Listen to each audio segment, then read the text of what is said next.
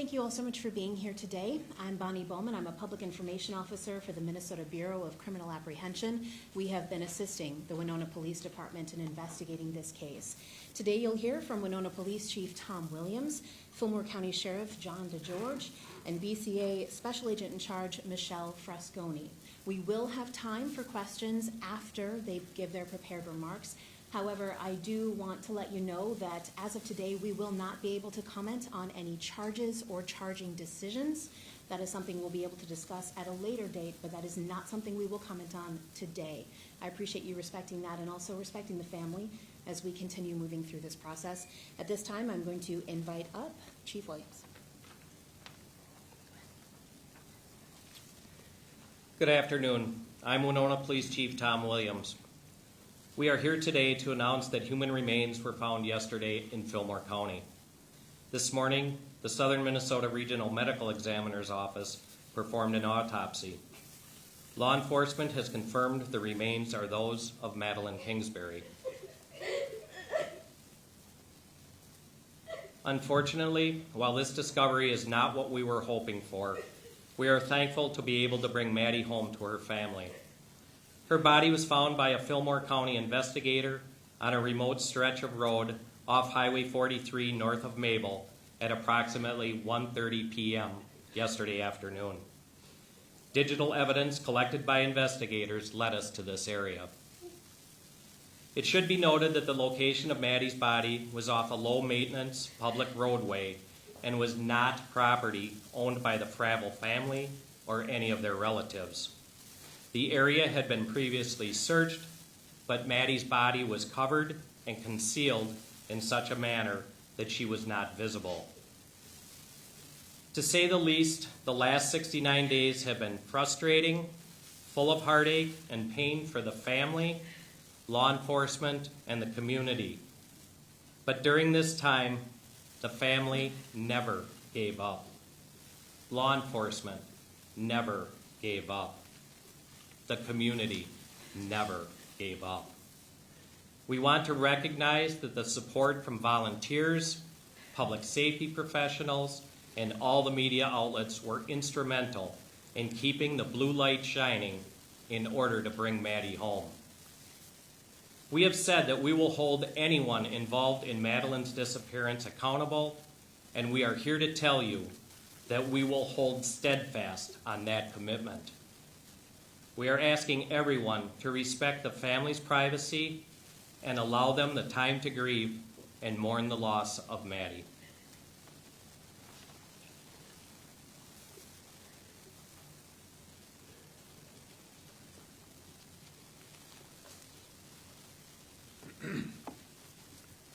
Good afternoon, everyone. My name is John DeGeorge. I'm the Fillmore County Sheriff. On behalf of the Fillmore County Sheriff's Office, we offer our deepest condolences to the family of Madeline Kingsbury. As Chief Williams stated, this is not the outcome we had hoped for, but we are grateful to help bring the search for Madeline to a close. After the conclusion of the large-scale searches led by law enforcement, Fillmore County Sheriff's Office investigators and deputies have continued to search specific areas and follow up on investigative leads on a daily basis. Hundreds of tips have come in to our team from many different sources, and each one of them was thoroughly explored. We are thankful for the partnership and the professionalism of the Winona Police Department, the Winona County Sheriff's Office, the Minnesota BCA, and all of the other supporting agencies. I am proud of our team of investigators and deputies who have kept focus and stayed committed and determined throughout this investigation.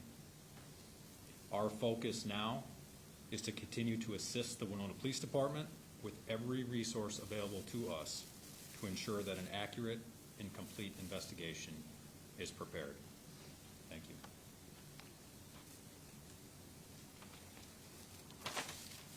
Good afternoon. My name is Michelle Frascone. I'm the Special Agent in Charge at the Minnesota Bureau of Criminal Apprehension.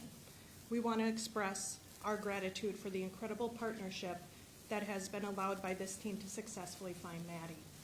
The Winona Police Department invited the BCA to help with this case from day one. And since that, every homicide agent throughout the state has helped investigate this case. We want to also acknowledge that the forensic scientists and the analysts who have worked tirelessly behind the scenes through mountains of evidence to generate leads. We are grateful for the more than 450 tips that have been sent to us. Law enforcement had evaluated each one of them and followed up in as many leads as possible. It's this kind of collaborative effort that brought us here today, able to bring closure to Maddie's family. Thank you. And that concludes our prepared remarks. I'd like to open it up for questions. Would there have been enough evidence to arrest Adam Frable if Maddie's body had not been found? Unfortunately, I can't comment to that aspect. That would be a charging decision by the prosecution. Where was Adam arrested, and was he arrested without incident? Adam was arrested at a residence in Mabel, and yes, he was arrested without incident. What led to Adam's arrest? Why was he arrested in this case? It was a probable cause arrest that we felt that we had enough evidence to make a probable cause referral. Can you tell us any more about that? Not at this time. Do you believe that Maddie's body was in the same place this entire time, or had it potentially been moved at some point? I can't comment on that. Do you have a preliminary cause of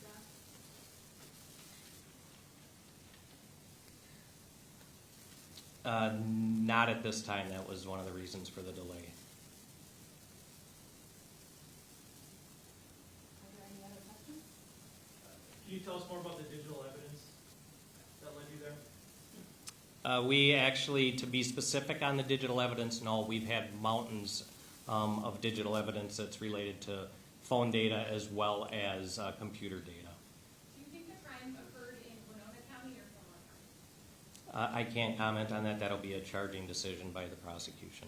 And why second-degree murder and not first-degree murder? Again, I can't comment on charging decisions. As Bonnie had stated early on, we will not comment on any charging decisions. Do you believe anybody has helped Adam Frable?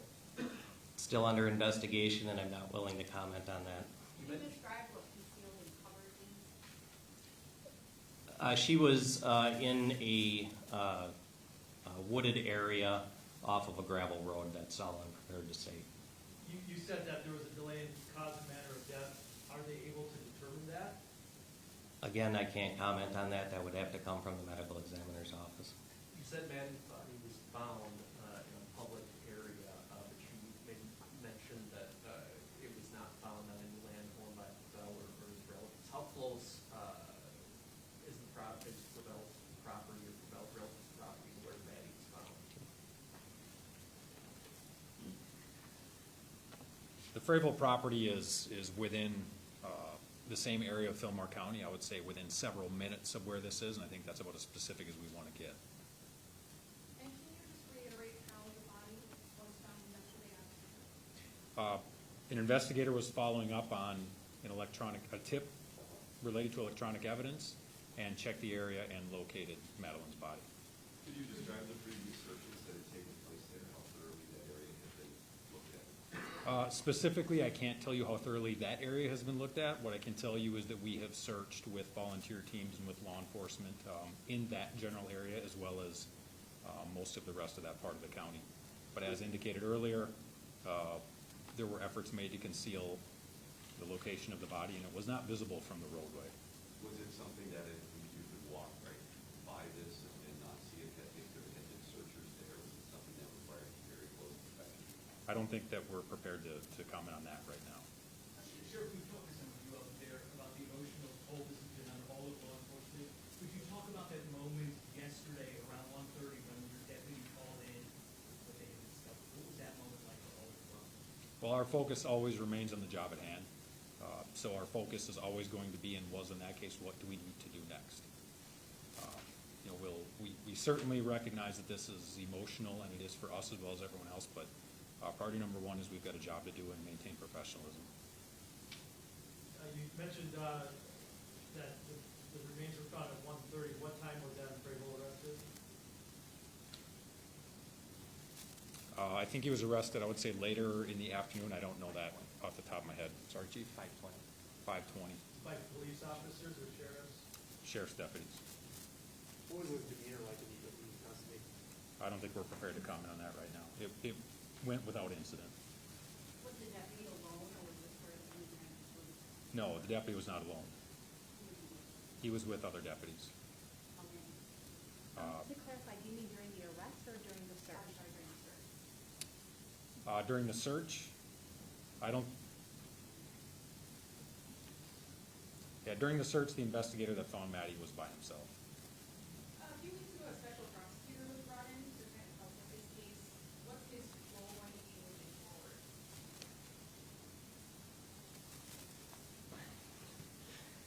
Again, the response on that is relating to anything with the prosecution is that we are not prepared to comment on that at this time.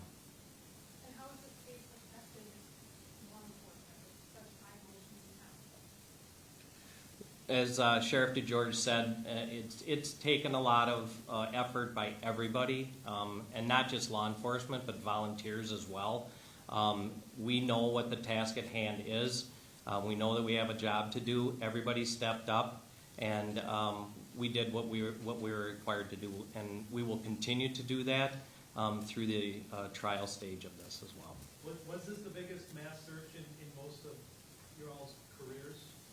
Can you kind of just comment on the scope of the last couple months here? In my career, I do not recall a search of this magnitude. We had probably in excess of 2,000 searchers after the initial weekend where the volunteers came out, which was coordinated by Winona County Emergency Management Director Ben Klinger in coordination with other emergency management directors. But in my 36 years in law enforcement, this has been one of the largest searches that I've ever been a part of.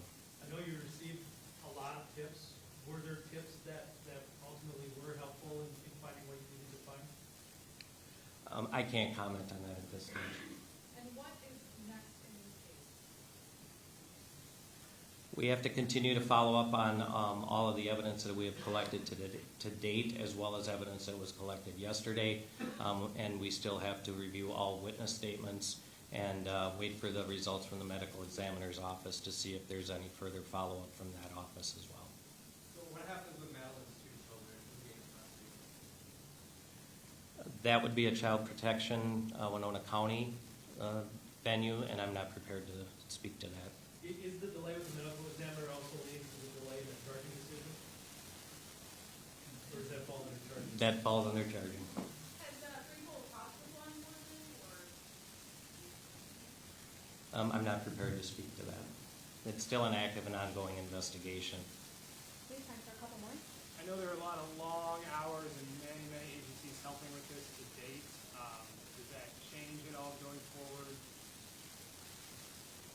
We still are dedicated, as Sheriff DeGeorge mentioned, all agencies are dedicated to continue to do what it needs to do to bring this to a successful conclusion. One more? Will the benefits being found for Maddie, continue this again? That's the family that. Yes, yes. Oh, the family says Okay. yes. Okay. Thank you, everyone.